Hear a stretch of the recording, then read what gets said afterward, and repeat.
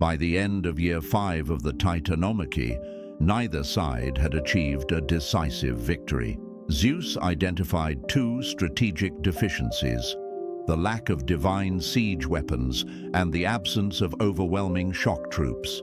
Both needs pointed to the prisoners still held in Tartarus, the Cyclopes for their unparalleled smithing skill, and the Hecatoncheires for their raw destructive power.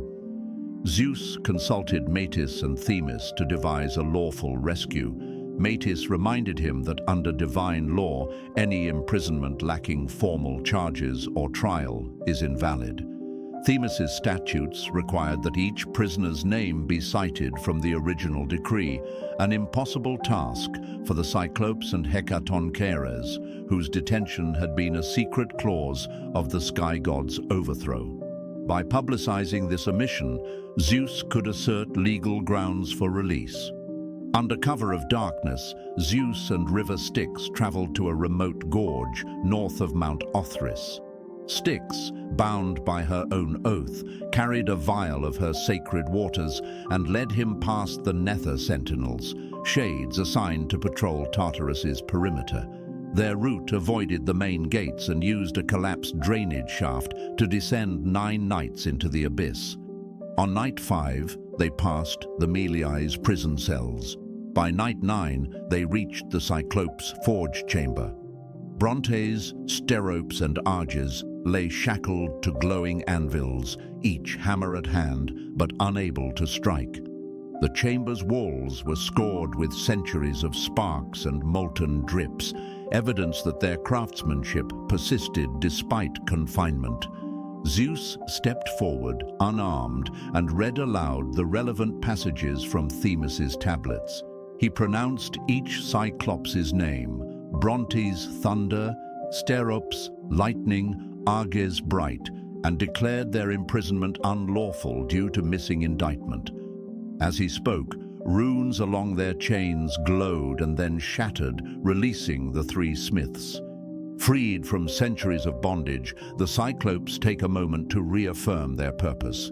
Brontes, Steropes, and Arges stand shoulder to shoulder, each tracing the broken links of their chains with reverent attention. They acknowledge that their craftsmanship will now serve the defense of cosmic order rather than confinement.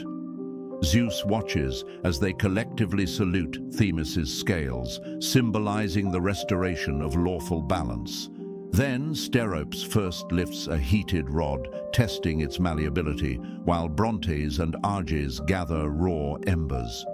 In this silent acknowledgement, they commit their skill and strength to the Olympian cause, transforming pain into purposeful creation and unity. Immediately, Brontes struck his hammer into the anvil, sending a burst of concussive force through the chamber. Steropes ignited a rod of raw lightning and shaped it into a prototype thunderbolt. Arges fanned coals into white heat and molded a helm of invisibility. Within minutes, they had produced 3 weapons: Zeus's thunderbolt, Poseidon's trident, and Hades's helm.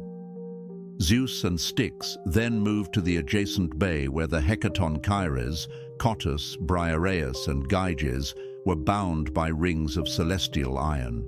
Each giant bore 50 heads and 100 arms, symbols of raw elemental force, earthquakes, tidal waves, volcanic eruptions. Zeus offered freedom in exchange for their service against the Titans, invoking Styx's water as a binding oath: fight for justice, not vengeance.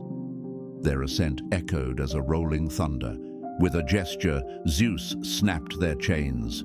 The chamber shook as Cottus flexed his arms, cracking stalactites. Briareus's roar split rocks. Gyges propelled hundreds of stone fragments in a sweeping arc. Together, they punched a tunnel through the forge's collapsed ceiling, creating a daylight shaft for the first time in aeons.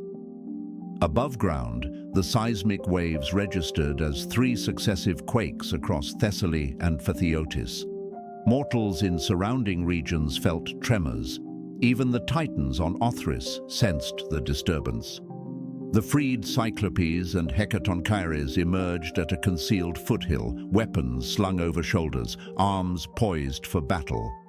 Zeus convened an immediate council at the foothill camp.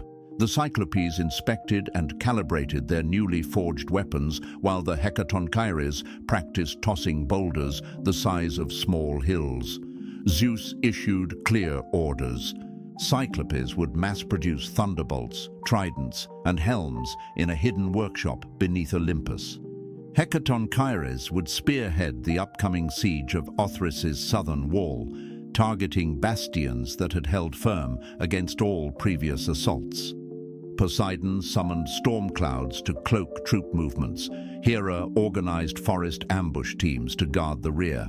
Hermes dispatched winged messengers to spread word of the new alliance and to coordinate supply convoys.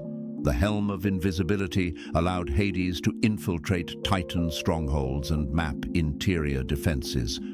Advancing, Zeus reinforced the legal basis of their liberation. On a shield forged from Cyclopean bronze, he inscribed the decree of release and the new coalition oath. Each ally, Cyclopes and Hecatoncheires alike, touched the shield, pledging obedience to divine law and to Zeus's command. This formal act ensured no future claim of illegitimacy. The episode closes with Zeus's war council overlooking Mount Othrys at dawn. The Cyclopes' workshop smoke coils above the horizon. The Hecatoncheires stand arrayed like living walls. Olympian infantry and chariot regiments muster below. Zeus summarizes the next objective. With forges blazing and shock troops at our back, we march on Othrys. The Titans will face both divine law and overwhelming force. Next time, Siege of Othrys, where Zeus's newly expanded army lays siege to the last stronghold of the old order, testing divine technology against Titan fortifications, and where the first tribunal of Titans will decide their fate.